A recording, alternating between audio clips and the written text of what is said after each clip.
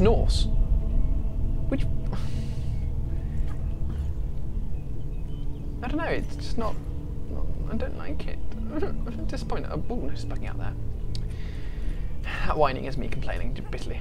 I have beef with this, because I think it could have been such an interesting idea. It's the kind of thing you can really take and do interesting things. It's the kind of thing where you can genuinely show something to... Like, the basis of good storytelling and good joke writing is you show something to someone that they accept, and then you reveal to them, either slowly or suddenly, a whole load of information which suddenly makes them reinterpret what you've already shown them in a new way, and that moment of realization that, oh snap, is fantastic.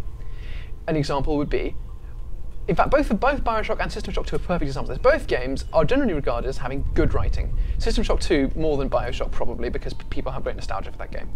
And in System Shock 2, close your ears if you don't want to spoil this, I'll just say there's a big twist in that.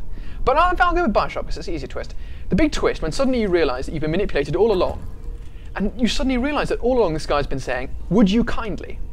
And suddenly, a flash of insight. All these moments, you reinterpret what you know, and suddenly you say, oh, snap. And that oh, snap moment is fantastic. It's exactly the kind of thing that you want in any storytelling moment where you suddenly rewrite what everyone thought they knew and allow them to kind of generate for themselves this huge realization. It's like the same as a joke. Most jokes rely on reinterpretation of old information in a new schema. So, for example, I'm going to climb over this little gap here because I don't know you can jump it.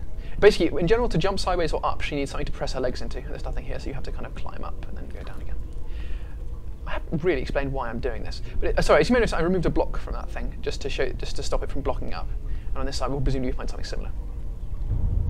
As I was saying, so for example, let's take a basic joke. Knock knock, who's there? Doctor. And the person says, Doctor Who, and you say, exactly. And what you've done is you've made them reinterpret what they just said, Doctor Who, in a different light than they intended. They intended Doctor Who as part of the standard construction of a knock knock joke, which is you say X Who. They were not considering the semantic content of the phrase. However, when you say exactly, this introduces a little bit of this is a very buggy part where the camera generally fucks up. This poll in general is very screwed up. And suddenly they say, oh, because you're forcing them to reinterpret what they've just given to you in a different way. And that oh snap is what makes a joke funny. And there's no oh snap moment in this game, really. There's no reinterpretation of old news. You're basically given most of the story right at the beginning in the sense that you're dealing with Amanda and Natla again. It's pretty clear that Natla's going to be the final bad guy. Wait a second, did I miss a treasure down there? I do not think I did. Excellent. Excellent. Anyway, let's give this a little tug and see where it takes us. Adrenaline moment. Slow down, notice that that's shiny, and we can grab onto it. Now we can rattle down. And here is our introduction to fighting Naga. Naga are very tedious to fight because some of them spit.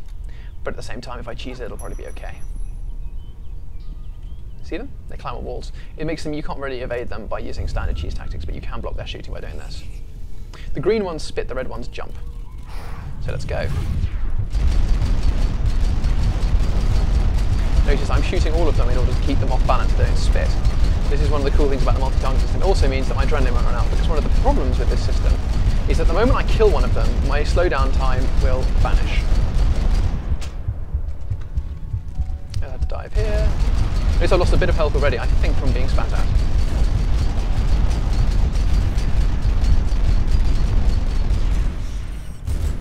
All dead. Excellent. Delicious. Little hands on hips pose there. But anyway, as I was saying, the story for this really does not match up to my grotesque stereotype. I mean, that's obviously a stereotype of good storytelling. It's not that simple, but I think there is an element of truth to it. And there's no real sense in which you're drawn into the story either, because none of the people in it really fuck with you anyway. I mean, like, one of the things you can do when you're trying to tell a story in a computer game, I found, is that you can basically get people to sympathise with, or to become involved with characters in the game by making them do stuff that fucks with your goals as a player. So, for example, if someone does something that makes you have to redo something over and over again, you will dislike that character. This is why often when you have escort quests, people find people vehemently hating the character they have to escort, because that character, whenever they die due to their own fucking incompetence, will drive you to the same section over and over again. Now, in some games, they use this, or as some people would say, they leverage this. Never use leverage as a verb, please. I'm begging you. Just don't do it.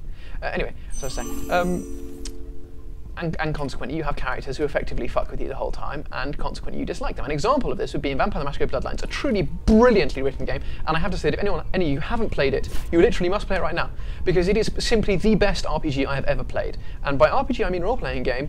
And I sort of reiterate that obvious statement because it is the only game in which I've ever truly felt that I voluntarily played a role. Why is there another one over there? Well, hello, old boy. Can't dodge a spittle. Oh well. There's a part where a character in the game dies, and I genuinely spent 3 hours trying to get them back because I felt quite guilty about the situation I had produced, which had caused her to die. Now, no other game has ever even slightly come even remotely close to eliciting a tiny bit of emotion other than frustration from my stony heart.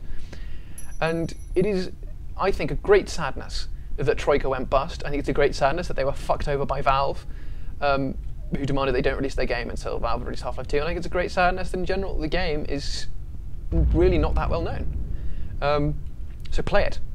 But in that game, the prince, the guy who's meant to be, by the way, we can abseil down here by doing that.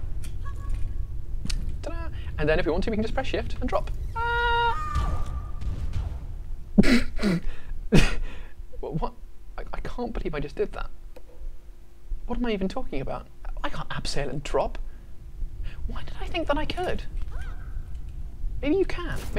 Maybe this is some curious, dredged up recollection. Ah, that's it. This cutscene. The architecture here is different.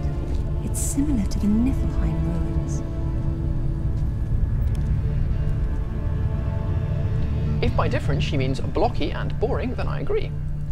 Let's pick our exciting Atlantean architecture. What we're going to choose is something very monolithic and blocky. Really not very exciting. Stick it all underground so there's no interesting lighting. Well, actually, to be fair, this is a quite nicely lit area. And generally make it look really monochrome and dull. Yeah, that's terrible. I mean, if anyone from Crystal Dynamics were to watch, they'd probably be complaining bitterly about my presentation of this. But I really do think it's a bit of a mistake in comparison with the beauty of some of the outside environments. Because the basic difference is, one of the problems of creativity is that when you're trying to make something up, you inherently, people work from generalities. And what I mean by that is, if someone says make up a story about a person, you're